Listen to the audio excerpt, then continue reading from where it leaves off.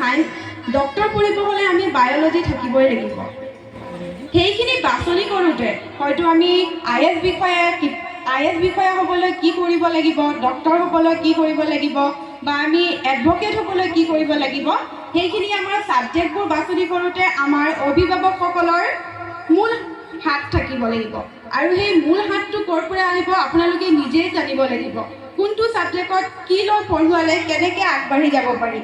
আৰু আগতে ইমানখিনি স্ক'প নাছিলে, যোনখিনি আমি এতিয়া নতুন টেকন'লজি অহাৰ পৰা গম পাইছোঁ।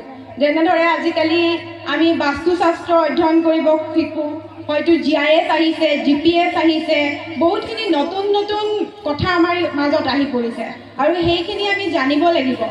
আজি আমি টেকন'লজিৰ যুগত বাস কৰি আছোঁ। আমি জানো চবতকৈ আমি ফাৰ্ষ্টত যদি কুৱেশ্যন নোৱাৰোঁ, আমি ডাইৰেক্ট কি কৰোঁ, গুগলত চাৰ্চ মাৰোঁ। সেই গুগলতকৈও এতিয়া স্পীড এটা টেকন'লজি আহি আছে, AI, য'ত আৰ্টিফিচিয়েল ইণ্টেলিজেঞ্চ বুলি কোৱা হয়, আৰু লগে লগে ChatGPT ওলায়েই গ'ল।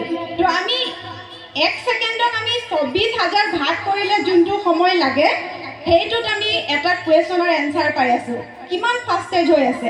সেইকাৰণে আমি টেকন'লজিৰ লগতে আমাৰ বুদ্ধি জ্ঞান যিমানখিনি আছে, কিতাপৰ লগত সংযোজন